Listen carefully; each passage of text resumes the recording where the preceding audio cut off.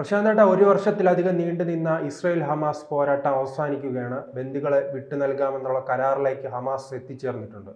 അങ്ങനെ പശ്ചിമേഷ്യ സമാധാനത്തിന്റെ പാതയിലേക്ക് എത്തിച്ചേർന്നു. അല്ല, ഇപ്പം ഈ പറയുന്ന ബന്ദികൾക്കകത്ത് ഏതാണ്ട് 34ഓളം പേരെ മാത്രമേ വിട്ടുകൊടുക്കാമെന്ന് പറഞ്ഞിട്ടുള്ളൂ. എണ്ണത്തിൽ 100 പേരോളം അവരുടെ കസ്റ്റഡിയിലുണ്ട്. അപ്പം ബാക്കിയുള്ള ബന്ദികളുടെ കാര്യത്തിൽ വ്യക്തത വരുത്തേണ്ടതായിട്ടുണ്ടാവും, മനസ്സിലാവാൻ. അല്ലെങ്കിൽ ഇത്രയും ബന്ദികളെ വെച്ചിട്ട് വീണ്ടും അത് ബാക്കിയുള്ള ബന്ദികൾ എന്ത് ചെയ്യും? ബാക്കിയുള്ള ബന്ദികളെ ഹമാസ് ഇവർ അതിനകത്ത് ചേർക്കാൻ പോകുന്നതൊന്നും അല്ലല്ലോ. അപ്പോൾ ബാക്കിയുള്ള ബന്ദികൾ ഒന്നെങ്കിൽ ബന്ദികളെ കൊല ചെയ്യപ്പെട്ടിട്ടുണ്ടാവും, അല്ലെങ്കിൽ ആ ബന്ദികൾ വീണ്ടും ഇവരുടെ കയ്യിൽ വെച്ചിട്ട് ഏതെങ്കിലും രീതിയിലുള്ള ബലവേശ തന്ത്രമായിട്ട് നിൽക്കുന്നുണ്ടാവും. അപ്പോൾ പിന്നെ യുദ്ധം അവസാനിക്കുന്നതെന്ന് പറഞ്ഞിട്ട് കാര്യമില്ല. ഏതായാലും 34 ബന്ദികളെ തിരിച്ചു കൊടുക്കുന്നു എന്ന് മാത്രമേ നമുക്ക് വാർത്തയിൽ കൂടി അറിയാൻ സാധിക്കുന്നുള്ളൂ. 34 ബന്ദികൾ മാത്രമേ ഇപ്പം ഈ ഹമാസിൻ്റെ കയ്യിലുള്ളൂ, അതോ ഇവർ തമ്മിലുള്ള ഏതെങ്കിലും ഒരു വെടിനിർത്തൽ കരാറിൻ്റെ ഭാഗമായി 34 ബന്ദികളെ വിട്ടുകൊടുക്കുന്നു, ബാക്കി യുദ്ധം വീണ്ടും തുടരുമോ അല്ലെങ്കിൽ അതിന് ശേഷം ബാക്കിയുള്ള ബന്ദികളെ വിട്ടുകൊടുക്കാമോ എന്നൊക്കെയാണോ നമുക്കറിയത്തില്ല. ഏതായാലും കഴിഞ്ഞ ശനിയാഴ്ച ഖത്തറിലെ ദോഹയിൽ ഈ പറയുന്ന CIA-യും അല്ലെങ്കിൽ മൊസാദിൻ്റെ നേതാക്കന്മാരും വളരെ കൂടുതൽ കമാൻഡോസും ഈ ഇസ്രായേലിൻ്റെ ഉദ്യോഗസ്ഥന്മാരും അമേരിക്കൻ പട്ടാള മേധാവികളും ഒക്കെ ആയിട്ട് ഒരു ചർച്ചയിൽ പങ്കെടുത്തിട്ടുണ്ട്. അതിനകത്ത് ഈജിപ്തും ഈ പറയുന്ന ഖത്തറുമായിരുന്നു ഈ ചർച്ചയ്ക്കകത്ത് മുഖ്യ കാർമ്മികത്വം എന്ന് പറഞ്ഞാൽ അതിന് താല്പര്യമെടുത്ത് പലവട്ടവും ഈ ചർച്ചയ്ക്ക് താല്പര്യമെടുക്കുന്നത് ഈജിപ്തും അല്ലെങ്കിൽ ഖത്തറും ഒക്കെയാണ്. കാരണം ഇതിനകത്ത് ഈജിപ്തിന് ഇത് തീരണമെന്നുണ്ട്. കാരണം ഈ ഹമാസും ഒക്കെ ആയിട്ടും അല്ലെങ്കിൽ ഹിസ്ബുള്ളയും ഈ പറയുന്ന ചില സംഘടനകളൊക്കെ ആയിട്ട് ഈജിപ്തിന് ചില താല്പര്യങ്ങളുണ്ട്. ഈജിപ്തിനെന്നല്ല പല ഇസ്ലാമിക രാജ്യങ്ങൾക്കും താല്പര്യമുണ്ട്.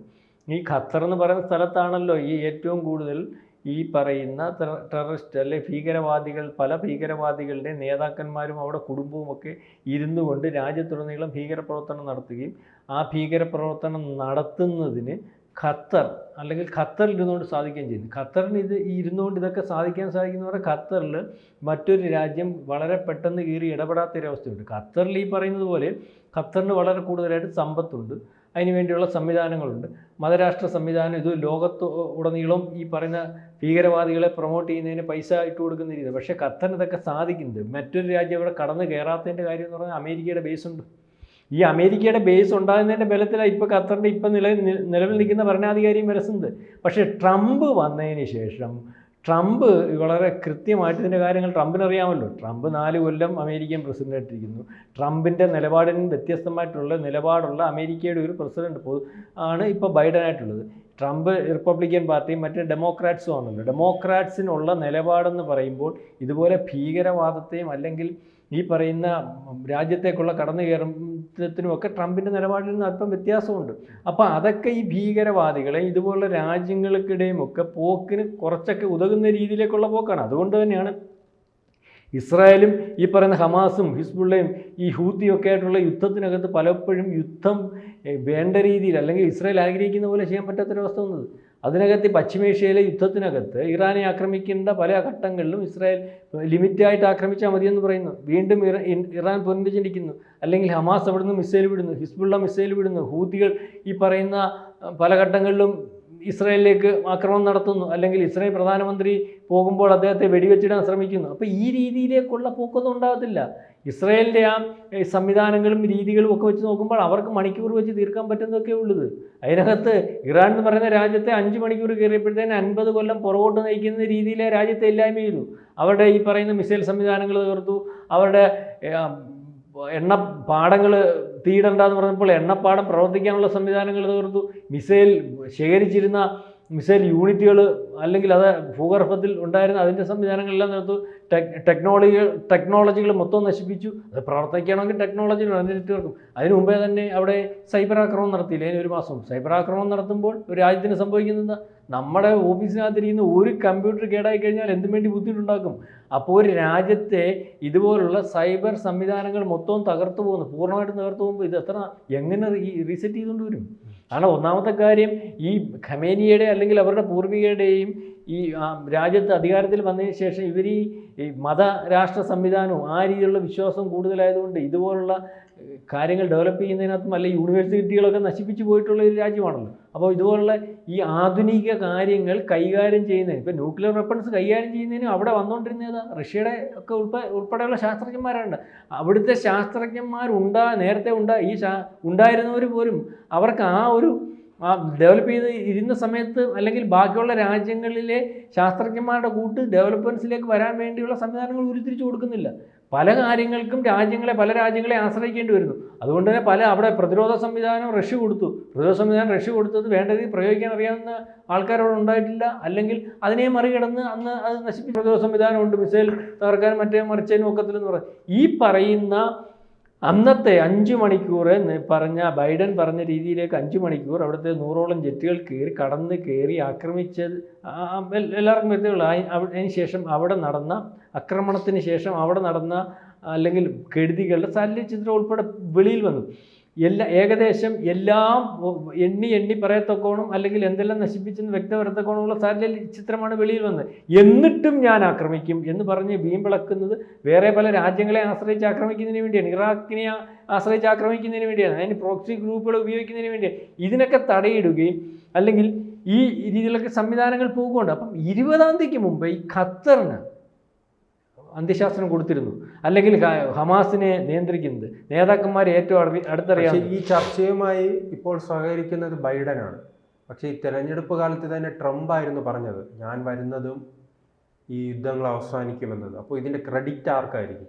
ക്രെഡിറ്റ് ആർക്കായിരിക്കും എന്ന് വെച്ചാൽ ബൈഡൻ അല്ലല്ലോ ഈ പറയുന്ന ക്രെഡിറ്റ്. ഇപ്പം ഔദ്യോഗികമായിട്ട് 20-ാം തീയതി അദ്ദേഹം ചാർജ് എടുക്കുന്നുള്ളൂ. അപ്പോൾ ഇപ്പോൾ ചർച്ചയ്ക്ക് സഹകരിക്കുന്ന പറഞ്ഞ ചർച്ച വേണം, അന്ത്യശാസനം കൊടുത്തതൊക്കെ ഈ പറയുന്ന ട്രംപാണ്. അപ്പോൾ ഔദ്യോഗികമായിട്ട് അദ്ദേഹത്തിൻ്റെ പേര് വരുന്നു, അല്ലെങ്കിൽ ചാടിക്കയറി രാഷ്ട്രീയപരമായിട്ട് ഞാനായതെല്ലാം തീർക്കുന്നതെന്നുള്ള രീതിയിൽ ഇടപെടുന്നു.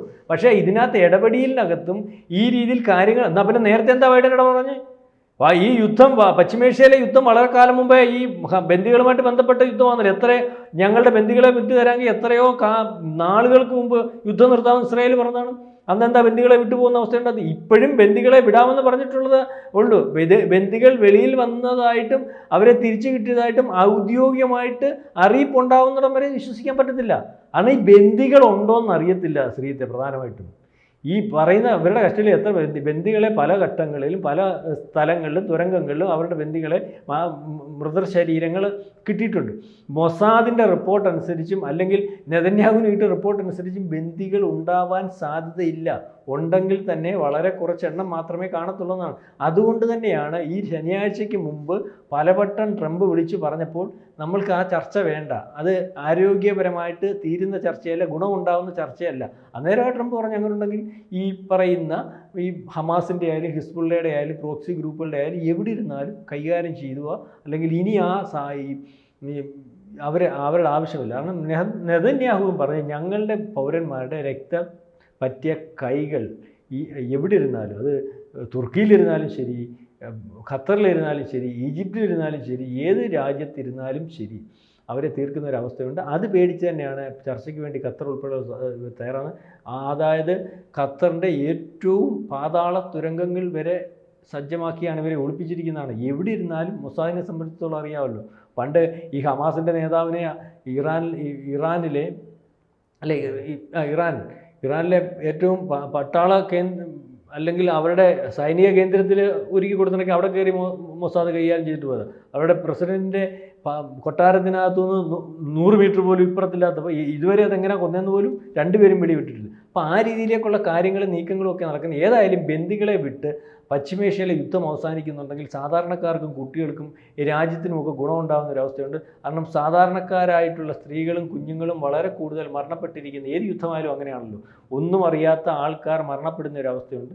ഈ പറയുന്ന യുദ്ധം ഉണ്ടാക്കുന്നവരും അല്ലെങ്കിൽ യുദ്ധം ചെയ്യുന്നവരും ഒന്നും ഇതിനകത്ത് ഭാഗവാക്കാവുന്ന ഒരവസ്ഥയില്ല. ഈ ഹമാസിൻ്റെയും ഹിസ്ബുള്ളയുടെയും അല്ലെങ്കിൽ ഹൂത്തികളുടെയൊക്കെ നേതാക്കന്മാരും അവരുടെ കുടുംബമൊക്കെ സുഭിക്ഷമായിട്ട് കോടിക്കണക്കിന് രൂപ യുദ്ധത്തിൻ്റെ മറവിലും അല്ലെങ്കിൽ മറ്റ് പല രീതിയിലും ഇത്തരത്തിൽ യുദ്ധം ചെയ്യുന്ന രാജ്യങ്ങളും ഇവിടെ ജീവിക്കുന്നുണ്ട്. സാധാരണക്കാരായിട്ടുള്ള ആളുകളും കുഞ്ഞുങ്ങളും മരിച്ചു വീഴുന്നത് അവസാനിക്കുന്നെങ്കിൽ അവസാനിക്കട്ടെ. നമുക്കും ശുഭപ്രതീക്ഷയുമായി നിർത്താം. കൂടുതൽ വാർത്തകളും വിശേഷങ്ങളും നിങ്ങളിലേക്ക് എത്താൻ ABC മലയാളം സബ്സ്ക്രൈബ് ചെയ്യുക, ബെൽ ബട്ടണും അമർത്തുക.